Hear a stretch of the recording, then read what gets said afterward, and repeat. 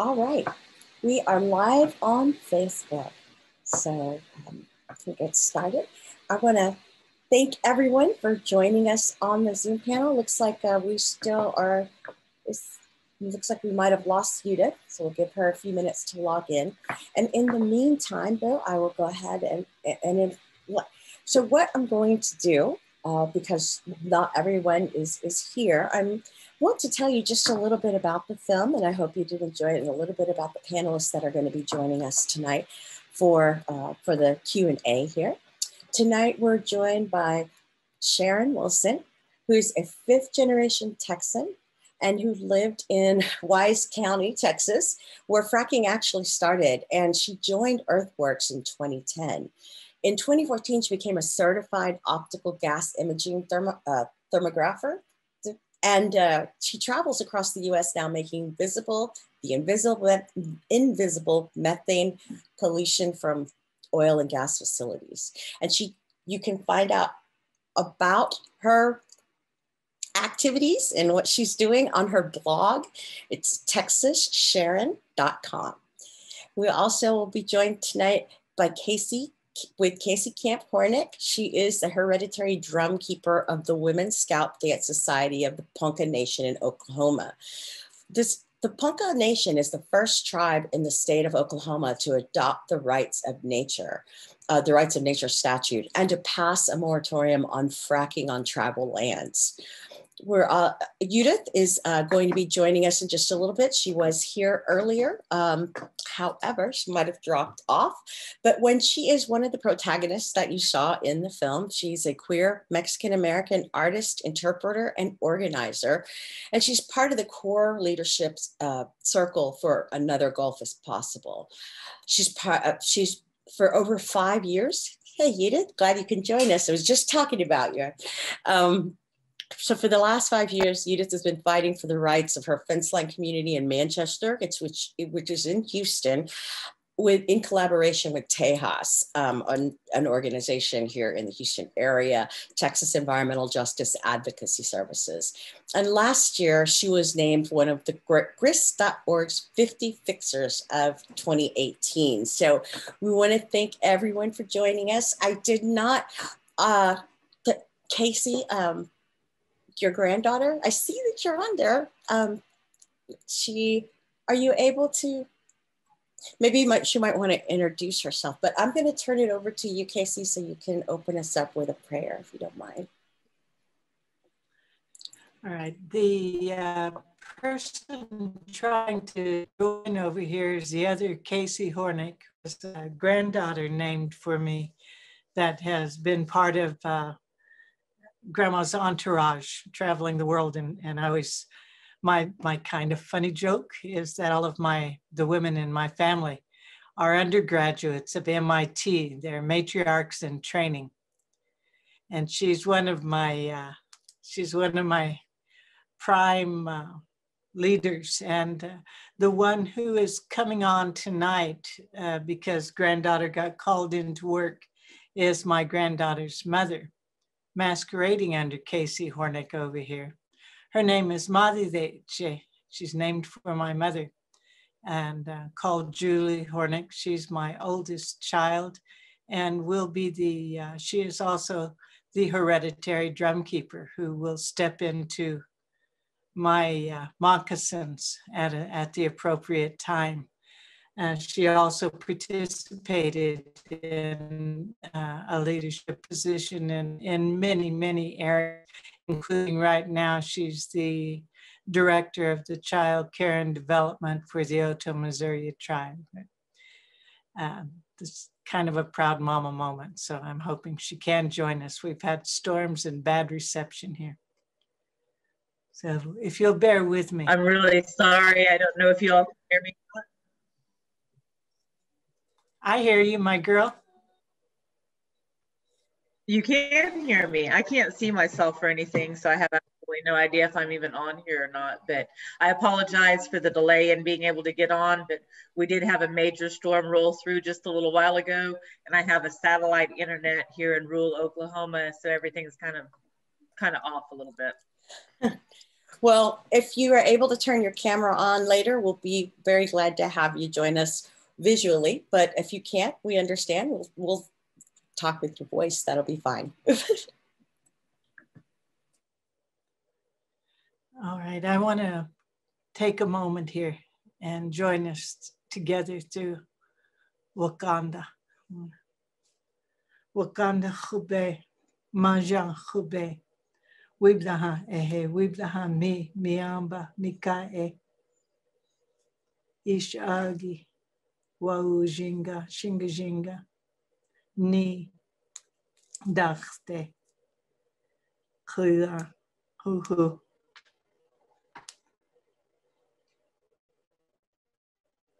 Great mystery in Earth Mother.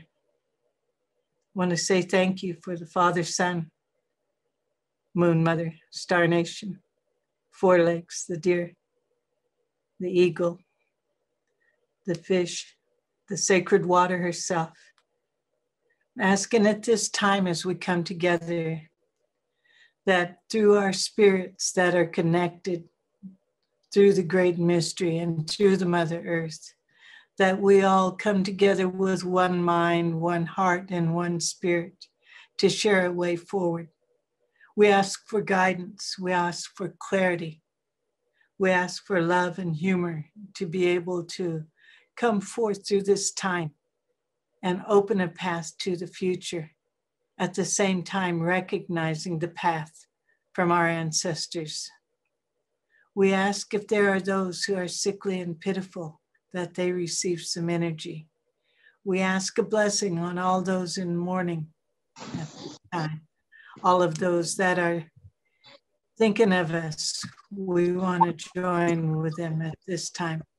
If there's something we forget, some way that we don't say things in the proper way, we ask you to look at us as the pitiful human beings we are and open our minds, hearts, and spirits to the oneness of us all. Thank you for this day. Thank you for this time together. Sha, Wiblaha. Thank you so much. I really love when you open the panels like that. So we have a couple of folks that are joining us. I have to apologize. I didn't get a chance to also introduce the gentleman that's on our panel. I apologize. Did you want to take a minute to introduce folks or introduce yourself to folks? Sure. I see that my name here is Sharon Wilson. I know you can. I will change that. Okay. My real name is Paul Jolly. I'm very honored to be a colleague of Sharon Wilson's on the staff at Earthworks, and very, very moved by the film we saw this evening. It was very touching, and I appreciate all of you. Thank you. And for those that are paying attention on the panel right now, or an attendee in the audience, you can ask questions by using the Q&A option that you have. If you scroll over the bottom of the screen, you should be able to see the option for Q&A. So if you have any questions as we're talking, feel free to put them in there and we will be answering as many as we can. That also goes for the folks that are on Facebook right now. If you have any questions while we're in this panel, you can put them, if you're watching on Facebook, feel free to put questions there and we will be able to monitor that as well. So I am going to kick it off first with Sharon and Paul with Earthworks. Is this your first time to see this movie? And I'll let you go and just give me a little bit of what your thoughts were when you watched it, if this was the first time you've watched it. I'll jump in first and then let Sharon respond. The most touching thing for me was the two women talking in the forest about the different sounds of the Canadian forest and the Peruvian forest. I live in the Bay Area in California. I'm here because I love the redwoods, and to hear people talking about with that same kind of affection for the forests of their own home was very sweet for me. Thank you. And Sharon? Yeah, this was the first time I've seen this film, and it's very powerful. I have followed the story for many years. I used to blog about it. I think that the scene Paul just described was very powerful. And when the children started singing about contamination, I lost it. I have my cleaning tissues here because that is something that, you know, children shouldn't be singing about. You shouldn't have to sing about that. So, well done. That's a great thing that you mentioned, Judith.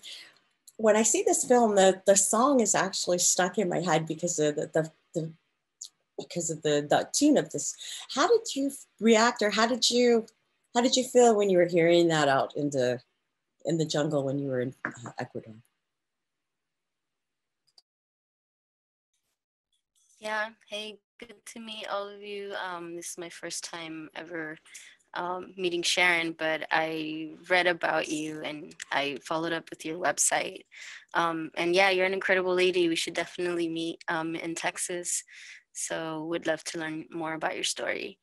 But yeah, when we were in Ecuador, you know, we were on this boat for like 6 hours and we had to do something. And our two friends who are musicians and had a guitar just happened to be working on this cumbia song that they had. And we switched the lyrics around, and all of the kids involved were writing different parts of it. And you're right, it's pretty heartbreaking to hear, you know, kids from these communities changing the lyrics that, you know, talk about parties and dancing, but change the lyrics to the story that that they're telling about their forests and about their communities. So it's pretty impactful. It was a beautiful song, and it was a lot of fun writing it, and also riding on that boat, on the roof of the boat, just hanging out and singing, and, you know, making our way back to town. I don't think I realized that you had actually made that song in that moment while you were being filmed. That's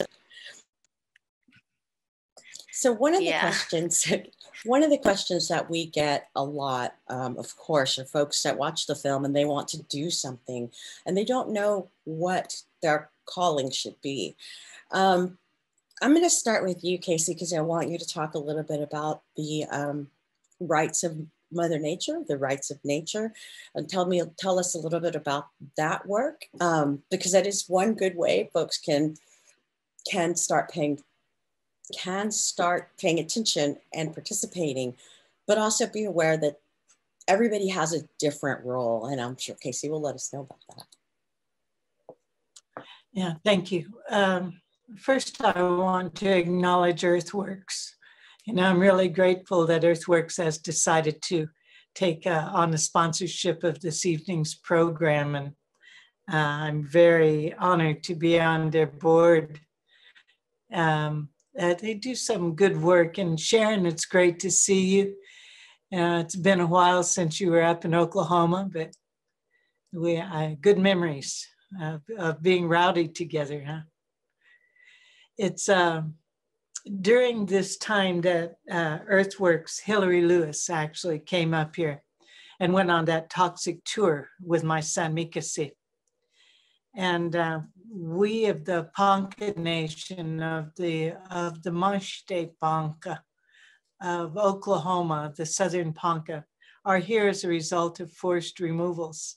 My own grandfather was 8 years old on that forced removal and made that walk from Nebraska, northern Nebraska, to this territory.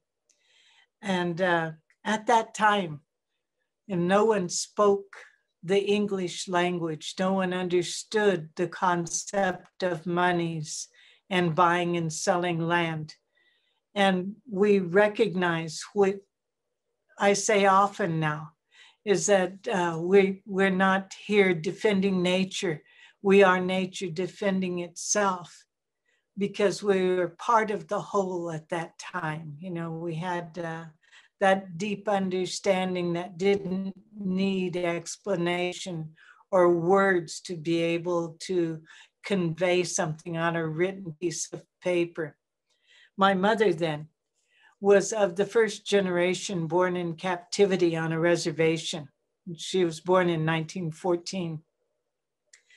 And at that time, things were as good as they could be for us, as in terms of 1 in 3 of us dying on our trail of tears, 1 in 3 dying after we got here.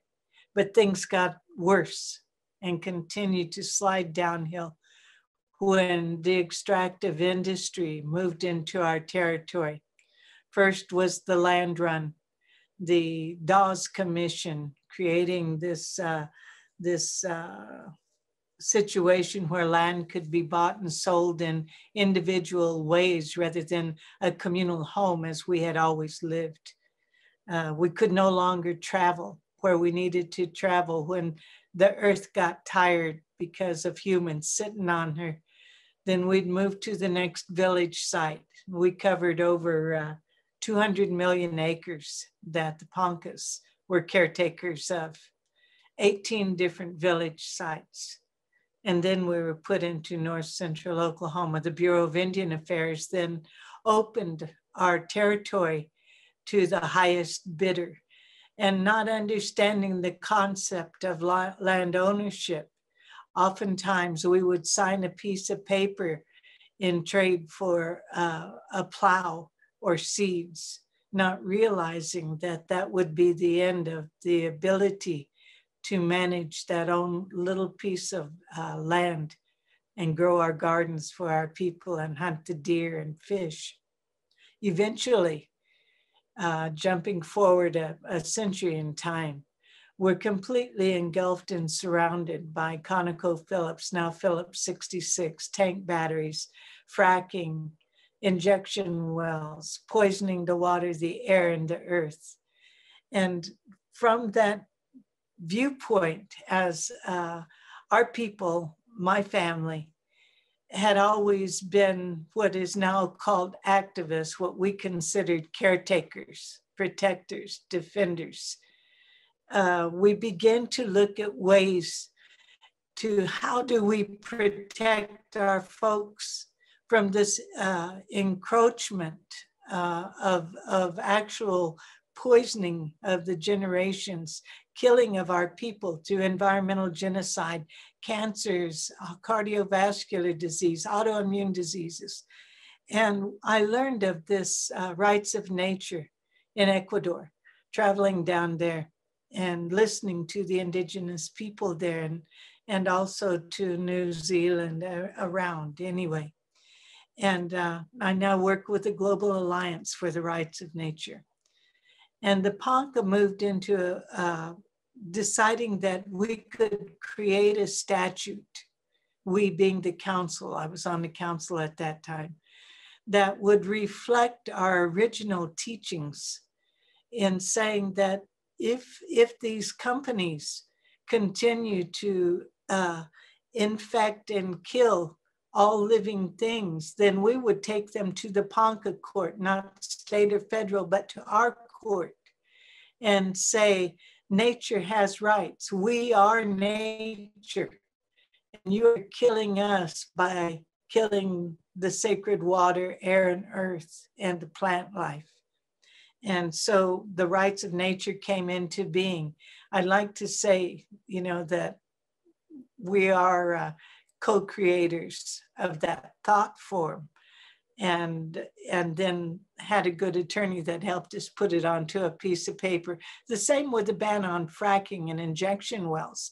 Because the state of Oklahoma is a redneck state and determined to kill everything but the extractive industry, then they had made a law that said the municipalities around us, the cities, could not put a ban on fracking and injection wells. We in our sovereignty knew that we could, so we did. And that protects our neighbors. It takes all of us protecting this web of life rather than all of us trying to unweave it and wipe ourselves out of the human race off of the face of our Mother Earth. Long answer to a short question, but thank you for listening. No, I think that's great. I think a lot of folks are curious to know more about that. Sharon, what is your answer for folks that want to know how to help after watching this film? Do you have some ideas? You know, people need to have an understanding of what's happening, and it affects everyone. Oil and gas is no longer a local issue. We are at the precipice of climate change, out of control climate change. And so everybody is going to have to pitch in and help. And that means pitch in with your money, donate to this film so that it can be shown more places. Nothing in our world, unfortunately, the way that it's set up right now, happens without money. So donate with your money, donate with your time and your passion. Get out in the streets, write letters, there is this thing in our society right now where people don't want to hold their politicians accountable, their elected officials. It doesn't matter whose side it is. If the Republicans are in power, then the Republicans don't want to hold their people accountable. And then when the Democrats are in power, you know, they don't want to hold people accountable. We have to hold our politicians accountable, and we have to fight for what we want. We're not going to get it if we don't fight for it, and it's going to take a lot of work. Thank you. And Judith, what do you tell folks when they ask you? Because I know we get that question a lot after this film. Yeah, I would echo what Sharon shared. Definitely donating to the film so we can share it with other communities and have those connections be made. And then learn from other folks locally who are doing this work and mobilizing, you know, figuring out how we can plug in. Like they said, we all have a place in this. We're building movements across borders. And, you know, we need to also figure out how all of these intersectional things work and how we can keep connected and find other solutions, and also just amplify those messages, you know, and advocate for solidarity amongst different communities that are not just being impacted by oil industry, but also the people that are being displaced from their homelands, you know, in other countries because of new developments out there. And we need to be aware of those. And you know, we can only do that if we keep connecting through this film, or, you know, things like this film, and share other people's campaigns and initiatives so that we can create that weave, that network, you know. And Casey, I think I will mispronounce your daughter's name. She didn't write that on there because, so can you repeat that one more time for me, how to pronounce? Well, we call her Julie. That's Julie. A lot easier. Yeah, much easier. Her Ponca name is Madideche. She's named for my mother. If you don't mind, Leanna, one of the things that I had asked Earthworks and the filmmakers to consider is to help us to create a space at Good Medicine Camp, which is a camp that is in for Earth Rights defenders. And that's one reason I was asking my daughter and granddaughter to be part of this. My daughter served as, everything there. She was the main auntie, the counselor, the cook, the everything to everybody there when we had about 50 youth there. So if you don't mind, I'd like to ask her to speak a little bit about Good Medicine Camp and why we're asking for donations tonight to sponsor the next one post-COVID. Yeah, that would be great. I know we mentioned it earlier that we would be donating from some of the funds from tonight will be going to that. And I was looking forward to your granddaughter explaining it. So I'm glad that your daughter can. Julie, can you, there you are. I'm here. Sorry, I have a German Shepherd puppy who would not behave, so I decided to go off camera for a few minutes so I could deal with him. But Yeah, Good Medicine Camp was an extraordinary experience for all of us who had the pleasure of being involved in the first and only one we've gotten to have. This year, of course, COVID had entered into life here and everything changed. So all of the kids that we had built this bond with, that were looking forward to coming back and being here again together, are now in their various regions of the United States, you know, trying to continue the work that they've set about doing as youth, as Indigenous youth, working in every aspect, from, you know, human rights to earth rights to everything. So they're back in their own home communities right now, you know, still carrying forward with that, but looking forward to being back at Good Medicine Camp again. Good Medicine Camp itself is in northwestern Arkansas. Excuse me, I had to go on a map in my head.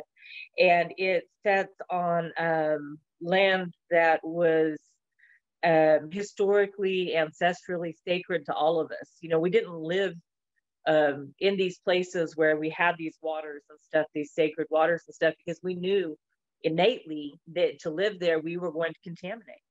So in order to keep it pristine, to keep it beautiful, to keep it sacred, then our people didn't even settle there. So we've had the ability now to come together and become caretakers of this particular land. If we had the ability to bring together another Good Medicine Camp, you know, the children, they weren't children, they were my babies. The youth that we were able to bring together there from all parts of the United States have continued and maintained a bond with one another since then, and they've become part of our family. And when you can create a network like that, where you're not only gathering together, you're sharing knowledge, you're giving support, you're letting these kids know that they're not alone in this fight.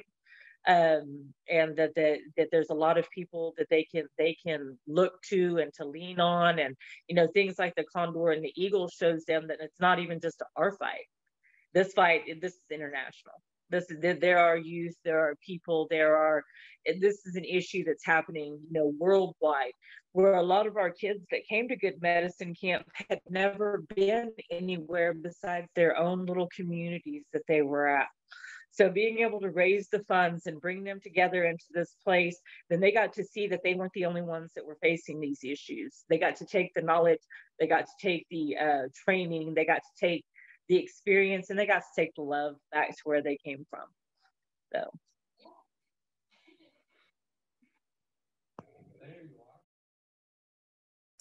That sounds really interesting. I really like these projects that they happen for youth. In that case, I worked a lot with the Libro Traficante Caravan when we were working against banned books and the Keep the Moss program going.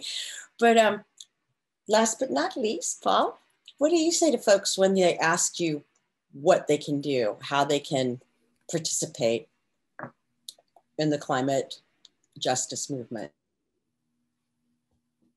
Well, I'm a introvert, and I grew up in a family of activists. So I got all of my activism out of my system by the time I was 12. But I'm involved. I would say a little involvement goes a long way for me. So I admire activists, and I'm delighted to be in the company of activists. But I would say that the answer requires finding what nurtures you and doing that, because none of us are going to last long enough to make the changes we need to make if we're not taking care of ourselves. So that's my answer, is figure out what sustains you and do more of that. One of the questions that we've been getting in these panels specifically because of the new administration that's going to be coming in, there's been talk of, you know, maybe things will be better, maybe they won't be better. But one of the things that, you know, what are some of the things that you maybe are either that you're looking forward to with this change of an administration? Is there anything in particular that you're maybe really hoping will be something that will be addressed for climate change? And whoever wants to go first, I'll allow you. Do you feel any different with this administration coming in? I'll go ahead and go. I watched a lot of that today with the introduction of those that Biden is considering having in his cabinet. And two things struck me. Number one, that there was an environmental czar that is being considered right now with Kerry. And he's all right. You know, I do have some reservations. I always feel funny as a native saying that. Yeah, I always have a reservation, but that's, again, one of my own jokes, right? Never thought about that. Mom, have trepidation. Yeah. I think that the idea that there is actually someone who is focusing specifically on that in all of the different facets that they're considering is a huge step, considering where we've been for the last 4 years. So I'm encouraged in that area. The other thing that we in the Indigenous world, and I hope beyond that, are looking at is perhaps the idea of putting Deb Haaland from, I can't remember what nation she is, but she's an Indigenous woman from New Mexico into the Department of Interior, because, you know, they lump the Indigenous peoples into the parks and recreation part of life, right? And yeah, well, it's good company, you know, we're part of nature that way too. But it would be really wonderful to have an Indigenous woman who actually comes from our experience in a leadership position, who could understand some of the issues that we're dealing with, you know, that knows that the Bureau of Indian Affairs shouldn't be, as humor is my thing these days, but the boss Indians around, people that they've been throughout our generations. So, you know, there's encouraging signs everywhere. I don't always know. I have never trusted this system because, you know, of the 5 treaties my tribe has made, every one of them has been abrogated. So I have high hopes. And I believe that Indigenous leadership in partnership with people who understand just basic science and that life on Earth has a certain connectedness and a way that it has to operate, or it falls apart as it has in this industrial age. So yes and no. I kind of know that feeling. Anyone else have any particular feelings on Sharon? I always have an opinion. That's great. I just want to say that I got to go out in the field with Deb Haaland and the Natural Resources Democrats. And that was like one of my best memories, being out in the field with them and Raul Grajala, I'm going to butcher these names, Ben Ray Lujan and Alan Lowenthal. And when they looked at this oil and gas facility, and it just looked like some pipes and some tanks. And then they put the camera to their face and they said a lot of words that I'm not going to repeat here because it is very shocking. It is, you can't go out there and see that and be the same. You know, you just can't. And so those people are motivated, but I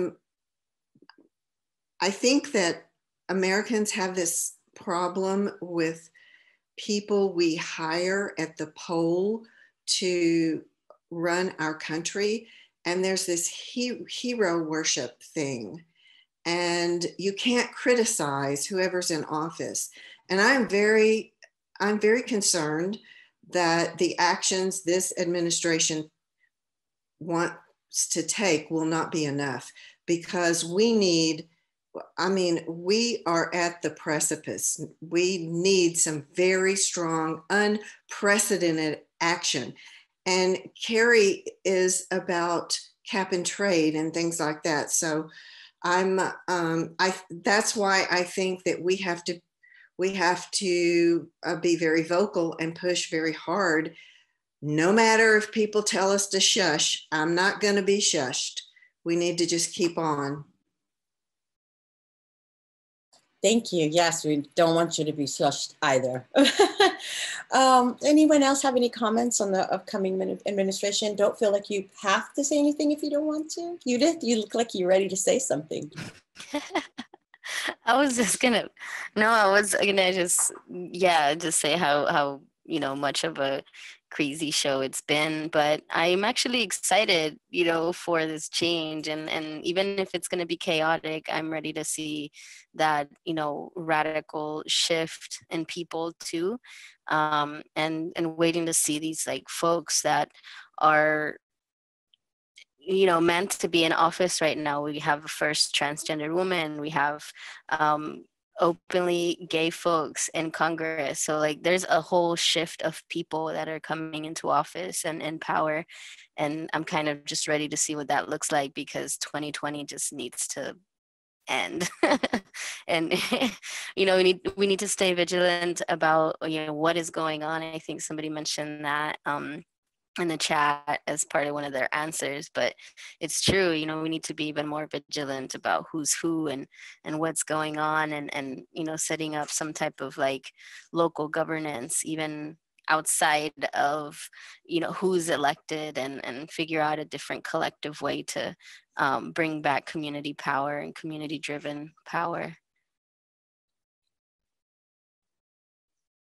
Thank you, Judith. Paul, Julie, do you have anything to add? No?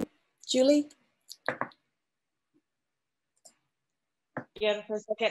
I just would like to pretty much echo what my mom said, and I'm cautiously optimistic. I think anything's better than what we've been dealing with for the last 4 years. I think that that even like when I sit here and I talk to my own children, I got a 14-year-old daughter and a 17-year-old son, and they know that at least there is going to be some sort of change coming about because we have a new administration coming in. That the other one was so radically against anything to do with the environment. I mean, one of the first things that happened, with the Paris Accords and things like this, and that at least the kids know at the very least that there will be those token working with the other countries, or the token, the things like, but at least it's something. And when you have something as opposed to nothing, you can get your foot in the door that way. So that's what we're at least looking forward to, with cautious optimism, to be able to do that. I like that segue, the cautious optimism. It's amazing how quickly these panels fly by. We're almost at an hour, but I want to give each of you a chance to speak. If there's something that we haven't mentioned, maybe some work that you would like to mention again, or something that you haven't mentioned that you're really inspired by, just to see, we can leave some positive notes here on the panel after that great movie. I'm gonna let you guys go, whoever wants to go first, but just because the panel is going to be ending soon, I want to make sure that you're able to say something if we have not covered it tonight.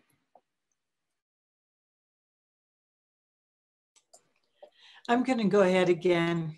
I take the argument very seriously. I always feel like I got something to say. But, when my daughter was talking a bit about the youth camp and how everyone had gone back to their own nations, they spend a long time with the elders there, and with the keeper of our sacred pipe, the white buffalo calf pipe. He was there with his companion. Sharon Day, who's a water walker that takes care of the waters of the Great Lakes up there. There were other trainers that were there for nonviolent direct action. I think that the kids taught each other about their homelands, and they were probably from 24 different nations across Turtle Island or the United States. I saw a few days ago where one of the young women, Jacelyn Charger, had locked down at the KXL station up there on a piece of equipment and had been arrested and in a prayerful way changed something in her territory. Sebi, one of the young men from the Washington, D.C. area, I've lost his name, his tribe, Julie. But anyway, he's now taking a leadership role in another organization. Another young man has gone into Indigenous law. It's really important to me that we find a space to foster these young people and to give them the ability to understand, for instance, how rights of nature can work in their territory. I would encourage Sharon and Judith and any of the others to go into their own policy making people in the cities, in the municipalities, and say, we want the rights of nature as a statute here. And there's no reason why you can't do it. It's happening all around the world right now. Europe is looking at adopting a rights of nature legislation. So we have opportunities, and we have to be creative, and we have to do like Sharon says, and move fast and move hard and move strong. We can't sit back and wait for someone else to do it. You know, when you come into watching this particular film, it's because something draws you to that understanding. Something is inside you that makes you want to be a part of it. And that's because the Mother Earth herself is willing to move us forward into a new direction that is the old direction. And that's why Indigenous people are in the positions that we're in right now. I am seeing right now that we're talking about Bill McKibben as a special envoy for the environment. You know, no, not Bill McKibben. Bill McKibben does great where he is right now, but he is a big green, you know, and pull up somebody from the ranks of the Indigenous peoples and put them into that position. Pull up somebody from one place or another that has the full understanding, not just from the ability to be, you know, on the forefront of the green movement, but somebody who understands it from the very depth of their being. Sharon understands that. That's why she was simpatico with the people that she worked with. You know, there's a reason that we're part of this right now. So, you know, I'm not volunteering, but I would volunteer my daughter or somebody. And on that note, Julie, she does volunteer us for a lot. That's how I ended up being the counselor, cook, auntie, whatever you want to call it, at Good Medicine Camp. Yeah, lots of hats to wear when you got Casey from Mama. I believe that. Is there anything? Bring in the MITs from the camp. Right? I'm a graduate nowadays. I'm going to be 50 next month, so I believe I've graduated from MIT at this point. I know that I haven't hit the matriarch spot yet, but I do feel I have at least graduated from that. You know, and things like this, you know, I was listening to the gentleman who was on the panel earlier, and he was saying that he's more of an introvert. So am I. I prefer logistics. I like to be behind the scenes doing the work that's back there, the organizing, the whatever it is that needs to be done. permits that have to be taken, because it takes everybody of all different skill sets to be able to get this going. You know, somebody else is good at doing this and somebody else is good at doing that, and learning how to work together and not being so it's my way or the highway kind of attitude and stuff. But so there is a place for all of us, even us introverts who like to stay behind the scenes but are thrust out here anyway. So. Thank you. You do? Speaking of being behind the scenes, I just realized the reason my face is showing up on this panel is that I signed in as Sharon Wilson. So I don't mind having an extra person on the panel. The more opinions and more people that share their knowledge, the better. Step out of shadows every now and then.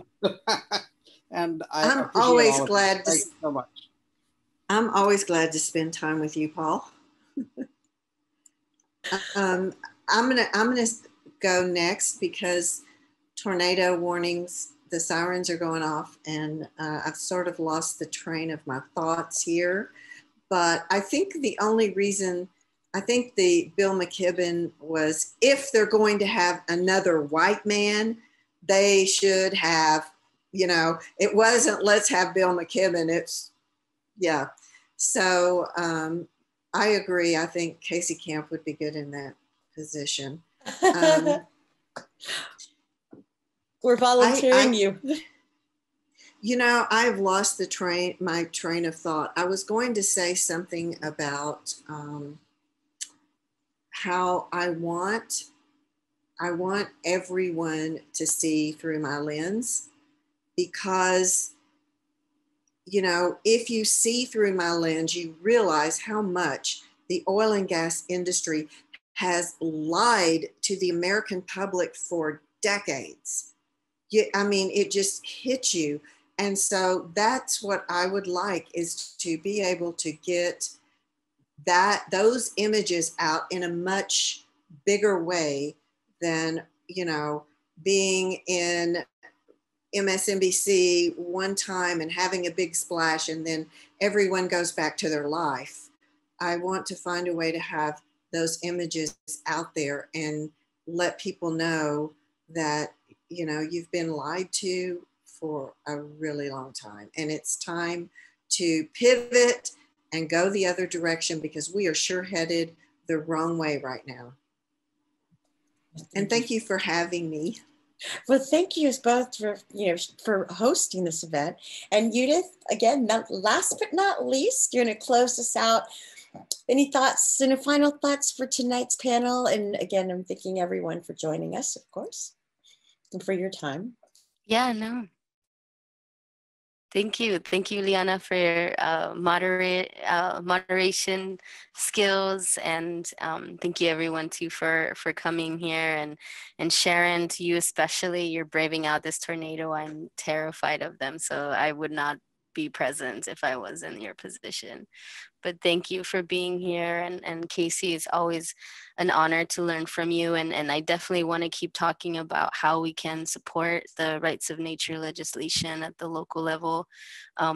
We're dealing with so much crap these last few days with Valero, and, you know, if we had more time, we could talk about that in more depth, but I would definitely want to continue that conversation with you at some point. And yeah, thank you all. And I don't have any closing thoughts. I'm just really appreciative of your presence, and also Julie, who joined us. It was really great to meet you, and hope we can hear more about this camp and we can amplify that so we can send some of our youth and learn from you all. That would be wonderful. And again, I want to thank everyone for joining us tonight for the Q&A. We hope you enjoyed the film earlier, and we are very appreciative for Earthworks for hosting this. Thank you so much. It's been a great panel. Thank you for your time. You guys have a very good night. Be careful, Sharon. To the tornado. Everybody have a good night. Thank you so much.